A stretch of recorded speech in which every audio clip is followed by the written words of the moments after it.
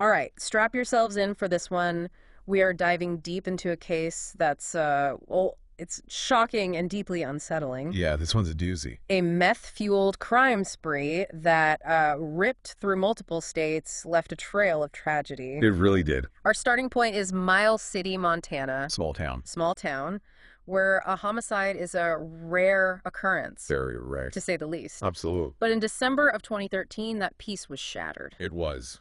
We're going to unpack the case of Ed and Helen Martin, an elderly couple targeted in a horrific crime. Awful. Ed was a 78-year-old Navy veteran, the kind of guy who would rent rooms to people in need. Really? He and Helen had a truck and camper for sale. Okay. And that's where our story takes a dark turn. A classic tactic we see. A man named Scott Price, who had a history of drug use, entered the picture pretending to be interested in buying the Martins' truck and camper. Exploiting everyday transactions to gain access and trust. Right. Like a very common thing. So Price went for a test drive with Ed, and when they returned, he expressed interest in the camper as well. Oh. The two men went to look at it, and Price came back alone, with a suspicious gash on his nose. Oh, interesting. And Helen, worried about her husband, tended to Price's injury.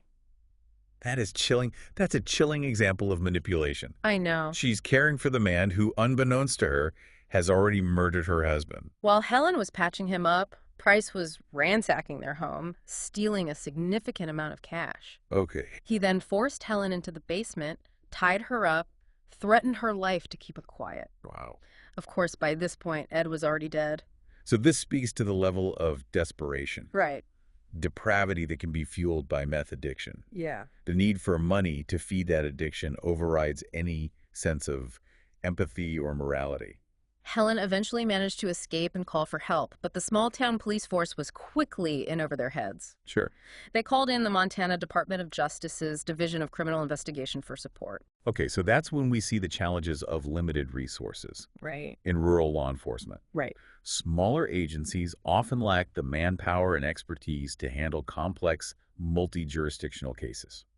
As the investigation unfolded, social media exploded with speculation, and this is where we encounter an interesting legal issue that could have thrown a wrench into the whole case. Oh. Someone showed Helen a photo of Scott Price from Facebook, Oh. and she identified him as the attacker. Oh. While seemingly helpful at the time, this actually created a problem for the prosecution later on. How so? I mean, it seems like pretty straightforward evidence. Well, single photo identifications, they're just notoriously unreliable and suggestive. They don't offer the same level of certainty as a proper photo array or live lineup. So even though Helen was certain at the time, that initial identification could be challenged in court.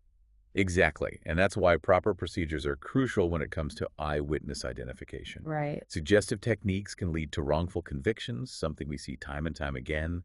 Okay, so while investigators were dealing with this potentially flawed identification, they got a break in the case. Ed's truck was discovered at the home of Price's friend, Jacob Edend. Oh, wow. So that's a great example of how seemingly insignificant details can become crucial evidence. Right, exactly. The location of the truck, combined with Edend's statement that Price had been staying with him but left for a motel, Yeah. put Price at the scene of the crime and strengthened the case against him. Right. The plot thickens. Eden also mentioned two women, Shelby and Katie, who had been with Price that night. Oh. When questioned, they revealed that Price had a lot of cash and was on a drug-fueled spending spree after the murder. Oh, that's the kind of detail that investigators look for. They want to Connect the dots. connect the dots. It connects Price's actions to the stolen money and reinforces his motive. So we have Price on the run, flush with cash, and clearly desperate for meth. Oh, boy. But this is where the case takes a sharp and disturbing turn. It's a pattern we often see in cases involving addiction and crime, a cycle of escalation. The need intensifies, the desperation grows, and the actions become more reckless and violent. Right. Just a week after Ed Martin's murder, two state agents in Missoula, Montana, stumbled upon two seemingly unrelated crimes. And guess who was involved? Oh, no. Scott Price. Of course. If we connect this to the bigger picture, we see a clear trajectory of escalating violence. Right. Price, now with an accomplice named Sarah McKnight, is no longer content with just stealing money. He's engaging in random acts of brutality. Makes sense. The first crime involved the stabbing of a woman in a parking lot. Oh, gosh. She had just finished shopping, completely unsuspecting, Oh. and suddenly she's brutally attacked. What's disturbing about this is the lack of a clear motive. Right. It wasn't a robbery, it wasn't personal, it was just a senseless act of violence, suggesting that Price was becoming increasingly unhinged and dangerous. And the second crime is even more horrifying. Oh. Price and McKnight murder a motel maid, Oh my God. leaving her body in the bathtub. So this is where the cracks in their plan start to show. Right. They made a series of amateur mistakes. They left their own car behind. They drove off in the victim's vehicle. Right. It's the kind of impulsive decision-making that often accompanies a drug-fueled rampage. It's like they were spiraling out of control, Right. but their carelessness would ultimately lead to their capture. Good. But before we get to that, we need to talk about the jurisdictional puzzle that this case created. Okay. We now have multiple agencies involved, spanning different counties. Right. This is a common challenge in cases like this. It is. It raises questions about coordination, communication, and who ultimately takes the lead in the investigation. Right. Right? And in this case, they had to decide who would question Price and McKnight. Yeah. They ultimately kept Price in Missoula, partly because of the strong feelings against him back in Miles City. Okay, that was a strategic decision aimed at avoiding potential complications or conflicts Right. that could arise from the intense emotions surrounding the case. It's fascinating to see how these decisions are made, how investigators balance legal procedure with public sentiment. Absolutely. It's a delicate dance, and it highlights the importance of transparency and accountability in the justice system. Okay, so let's talk about the interviews. Okay. Sarah McKnight was the first to crack. Okay. She confessed to spending the week with Price on a meth-fueled rampage, even detailing their plan to kidnap people for their PIN numbers. Oh, my God. She even described witnessing Price kill the motel maid. That confession was a game changer for the prosecution.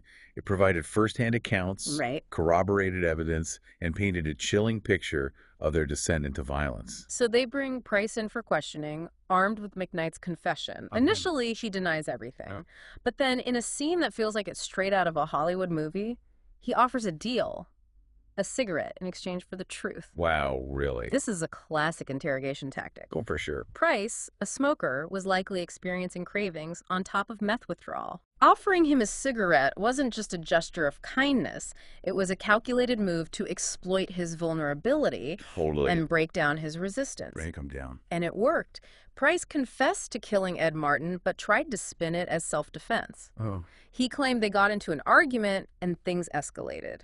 That's a common defense tactic to try to minimize culpability, Right. claiming provocation or self-defense. And remember that shaky initial identification from the Facebook photo? Yeah? Well, when they finally conducted a proper photo lineup with Helen, she failed to pick out Price. Oh, wow. That's a significant development. It is. It weakens the prosecution's case in one sense, Yeah. but it also highlights the importance of following correct procedures. Right. Had they relied solely on the Facebook identification, Right. they might have faced serious legal challenges down the line. It's a double-edged sword for sure. So at this point, we have a complex situation. Yeah. They have a confession, but it's self-serving and potentially unreliable. They have an eyewitness who initially identified Price, Right. but failed to do so in a proper lineup. Wow. And they have a mountain of circumstantial evidence. Right. It's a real legal puzzle. It's a reminder that the justice system is rarely black and white. Right. It's a complex process, and it's up to the prosecution team to weigh the strengths and weaknesses of their case and decide how to proceed.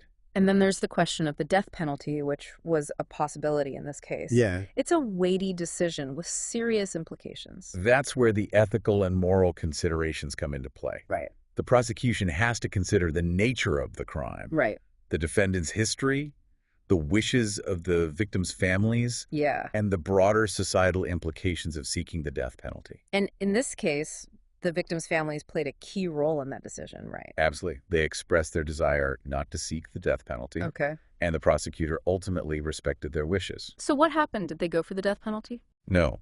Price ended up pleading guilty to the charges in Missoula County Court Okay. and was sentenced to life in prison without parole.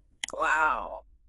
The prosecutor in Miles City, considering the life sentence Price was already serving, decided not to pursue additional charges. It's a reminder that justice isn't always about the harshest punishment, Right. but about finding a resolution that considers all the factors and stakeholders involved. Exactly. It's about finding a balance between accountability, fairness, and the needs of the community and the victims' families. And it's important to remember that while justice was served in a legal sense, it can never truly erase the pain and suffering caused by Price's actions. No, it can't. His meth addiction set off a chain reaction of violence that left multiple victims and communities shattered. It did. And it brings us to a broader issue. Okay. The meth epidemic in the U.S. Right. This case is just one example of the countless lives destroyed by this powerful and addictive drug. It's a crisis that demands our attention, our resources, and a comprehensive approach to prevention, treatment, and law enforcement. Absolutely. You're absolutely right. This isn't just a story about a criminal and his crimes. It's a stark illustration of the devastating impact of addiction on individuals, families, and entire communities. It is. It's a story that forces us to confront uncomfortable truths about ourselves and our society. It does. Yeah. You know, it's easy to get caught up in the legal twists and turns of a case like this, but it's important to remember the human cost. We can't lose sight of the fact that Ed Martin was a beloved husband, a veteran who served his country, a kind-hearted man. Yeah. His life was tragically cut short, and Helen was left to grapple with the trauma of that night. It's heartbreaking, and the ripples of this crime extend far beyond the immediate victims. Oh, absolutely. Their families, friends, and the entire community were shaken to the core. This case really challenged a sense of safety in Miles City, Yeah. highlighting the vulnerabilities that exist even in tight-knit communities. Yeah. And it igniting crucial conversations about crime, addiction, and the justice system. Let's not forget the other victims in this case. The woman who was stabbed in the parking lot, the motel maid who was brutally murdered. Their lives, too, were forever altered by Price's actions. It's a stark reminder that crime sprees don't occur in a vacuum. They leave a trail of pain and destruction touching the lives of countless individuals. So many questions come to mind. How do we prevent tragedies like this? How do we address the root causes of addiction and violence? How do we support victims and help communities heal? These are complex questions with no easy answers. But I think the first step is understanding the factors at play. Methamphetamine, for example, is a highly addictive stimulant Right. that can trigger paranoia, aggression, and violence. And it seems like the meth epidemic has been especially devastating in rural areas like Miles City. Is there a reason for that? There are a number of factors contributing to that trend. Okay. Rural communities often face economic struggles, limited access to healthcare and treatment, and isolation, all of which can make them more susceptible to drug abuse. Oh. When you combine those vulnerabilities with the availability of meth, it creates a perfect storm. It sounds pretty bleak. Is there any hope for turning the tide on this epidemic? I believe there is, Okay. but it requires a multi-pronged approach. Right. We need to invest in prevention programs, particularly for young people. Right. We need to expand access to treatment and support services, including mental health care. Right. And crucially, we need to address those underlying social and economic factors that contribute to drug abuse in the first place. It sounds like a monumental task, but we can't afford to ignore it. The human cost is simply too high. We can't just react to these tragedies after they occur. Right. We need proactive solutions. Right. We need to shift from a purely punitive approach to one that emphasizes treatment, rehabilitation, and community support. We need to break the cycle of addiction and violence. That involves having honest conversations about the realities of drug abuse, the stigma that surrounds it, and the resources that are available for those who need help. Exactly. We need to cultivate a culture where people feel comfortable seeking help, Yeah. where they know they're not alone, and where they have access to support. You know, one thing that struck me about this case was the role of social media. It fueled speculation, spread rumors, and even influenced that initial identification of Scott Price. Social media is a powerful tool, but it's a double-edged sword. Right. In this case, it showed how quickly information can spread in the digital age, Right. but also revealed the potential for misinformation and its impact on investigations. It's a good reminder that we need to be critical consumers of information. Yes. Especially in these high-profile cases, what we see online isn't always the full story. We need to rely on credible sources. Yeah. Verify information before we share it. Right. And remember that everyone involved deserves a fair and impartial process. Speaking of fairness, the decision not to pursue the death penalty in this case often sparks debate. What are your thoughts on that? The death penalty is a complex and controversial issue. It is. with strong opinions on both sides. Yeah. It's a decision that should be made carefully, Right. taking into account all the factors involved, including the nature of the crime, Right. the defendant's background, and the wishes of the victims' families. And the victims' families did play a key role in the decision in this case, right? Yes, they voiced their preference against seeking the death penalty, Okay. and the prosecutor honored their wishes. It's a reminder that justice isn't just about punishment, it's about healing, Right. closure, and respecting the needs of those most affected by these crimes. It's about achieving a sense of balance Yes, within a system that can often feel very imbalanced. it's about recognizing that there are no easy answers, that each case has its own unique set of circumstances, and that justice requires thoughtful deliberation and a compassionate approach. As we've been talking, I've been thinking about the role of chance in this case. What if Ed hadn't been home that day? What if Scott Price hadn't been so desperate for drugs? What if any number of tiny decisions had gone differently? It's a sobering thought, isn't it? It is. We tend to view crime as something that happens for a specific reason, Right. but sometimes it's just a series of seemingly random events colliding in a tragic way. It's a reminder that we're not always in control. Right. That even in our everyday lives, there's an element of unpredictability that we can't escape. But I think it also highlights the importance of human connection, Yeah. of looking out for one another and building strong communities. Right. We may not be able to prevent every tragedy, Right. but we can strive to create environments where people feel supported and valued. That brings us back to the question we posed earlier. What role can each of us play in addressing these complex issues? We're all part of the solution. We can educate ourselves about the realities of addiction and violence. Right. We can support organizations that are working to prevent these tragedies. Yeah. We can advocate for policies that promote treatment and rehabilitation.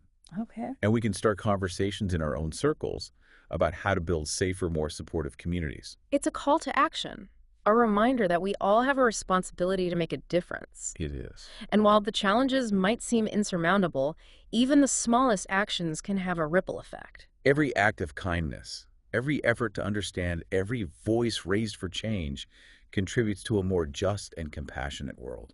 That's a message that gives me hope, even when faced with such tragedy. Hope is what keeps us going. It's what inspires us to seek solutions, to fight for change, to believe in a better future. You know, as we delve deeper into this case, it's clear that Scott Price's actions had a devastating impact on multiple lives. But it's also essential to remember that he, too, was a victim, in a sense, a victim of addiction. It's a difficult concept to grapple with. It is. How do we balance holding someone accountable for their choices Right. while acknowledging the powerful grip of addiction? That's a profound question. Where do we draw the line? It's a question that has challenged society for generations. Addiction is a complex disease Yeah. that can alter brain chemistry and impair judgment. This Yeah. doesn't excuse the behavior or absolve responsibility, Right. but it does add a layer of complexity to the concept of justice. So you're saying that someone like Scott Price is somehow less culpable because he was addicted to meth? Not at all. He made choices, terrible choices, Right. that had tragic consequences. But imagine for a moment you're in Price's shoes, desperate, Yeah. driven by intense cravings, Right. with your brain essentially hijacked by a substance that demands you get your next fix. Right. The capacity for rational thought is diminished. Yeah. Does that absolve him? Absolutely not. Right. But does it add a layer of complexity to how we approach justice? Great. Without a doubt. I'm starting to see what you mean. It's like saying, yes, we need to punish the crime, Right. but we also need to treat the disease. Precisely. And that's where the conversation around criminal justice reform comes in. Okay. Is our current system equipped to handle this duality? Right. Do we have adequate resources for addiction treatment, Yeah. both within prisons and in communities? Mm. We need to be asking these tough questions. This deep dive has really been eye-opening. It's made me see how intertwined these issues are. Poverty, mental health, addiction, crime, they all feed into each other. It's a tangled web, and pulling on one thread inevitably affects the whole structure. Right. That's why it's so frustrating to see these cycles repeating themselves, Yeah. generation after generation. So where do we even begin to untangle this web? What can we as individuals do to make a difference? It feels overwhelming. It can feel that way, Yeah. but it often starts with the simplest step. Awareness. Okay. Educate yourself about the realities of addiction, the systemic issues at play, the limitations of our current approach to criminal justice. Yeah. These are all crucial starting points. Okay, so I'm aware now. What? Then it's about action. however small it might seem. Okay. Support organizations that are doing work on the ground, addiction recovery programs, Right. prisoner reentry initiatives, Right. groups advocating for policy changes. Talk to your friends and family who might have outdated views on these issues. Right. Vote for representatives who prioritize evidence-based solutions rather than just tough-on-crime rhetoric. Every little bit counts. It's like that saying, even a ripple in the pond can eventually reach the shore.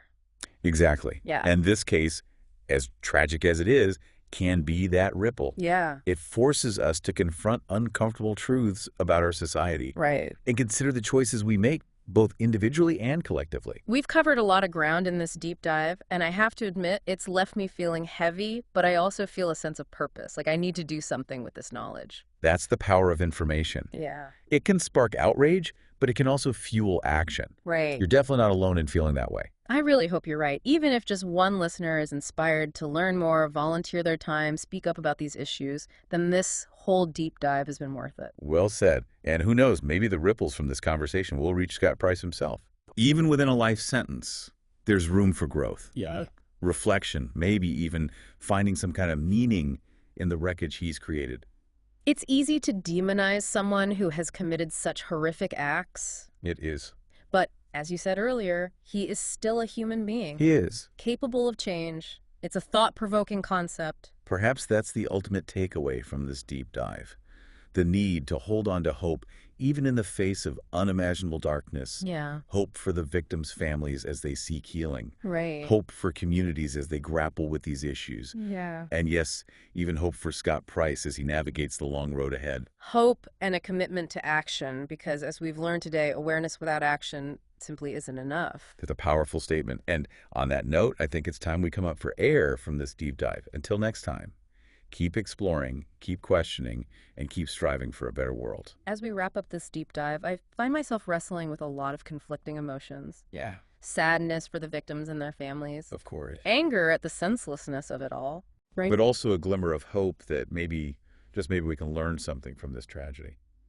These kinds of cases force us to confront difficult truths about ourselves, about the world we live in. Right. It's easy to get caught up in the details of the crime, the Mhm. legal proceedings.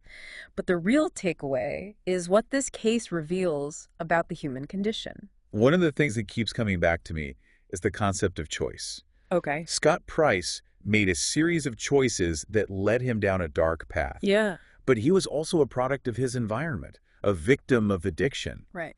Where do we draw the line between personal responsibility and the factors that shape our lives? It's a question that philosophers and legal scholars have been grappling with for centuries. Yeah. There's no easy answer. Right. But I think it's crucial to recognize that addiction is a disease. Right. One that alters brain chemistry and impairs judgment. Right. That doesn't excuse the horrific acts that Price committed, Of course. but it does add a layer of complexity to the conversation about justice, it's a tough concept to grasp. It is. especially when you consider the devastating impact his actions had on innocent people. Absolutely. We can't downplay the severity of the crimes or the pain inflicted on the victims and their families. Right. But by acknowledging the role of addiction, Yeah. we open up a space for a more nuanced approach to justice, Okay. one that balances accountability with a recognition of the underlying factors that contribute to criminal behavior. So you're suggesting that a purely punitive approach isn't enough? Exactly. If we simply focus on punishment without addressing the root causes of crime, Yeah. we're essentially putting a Band-Aid on a gaping wound. Right. We need to invest in prevention, treatment, and rehabilitation programs if we truly want to break the cycle of addiction and violence. It's a complex issue, and it requires a systemic approach. Absolutely. But that doesn't mean individuals are powerless. Mm. What can we as everyday citizens do to make a difference? It starts with awareness.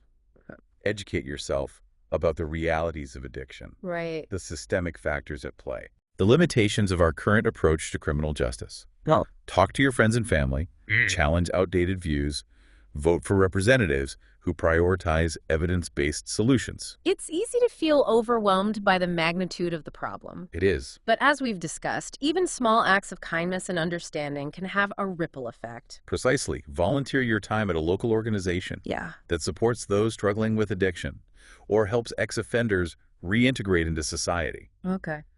Donate to a cause that aligns with your values. Speak up in your community. advocate for change. This deep dive has been incredibly eye-opening for me, Good. but it's also left me feeling a sense of responsibility. I can't just sit back and let this information wash over me without taking action. That's the power of knowledge. It can be unsettling, Yeah. but it can also be a catalyst for change. And I think you've hit on something important.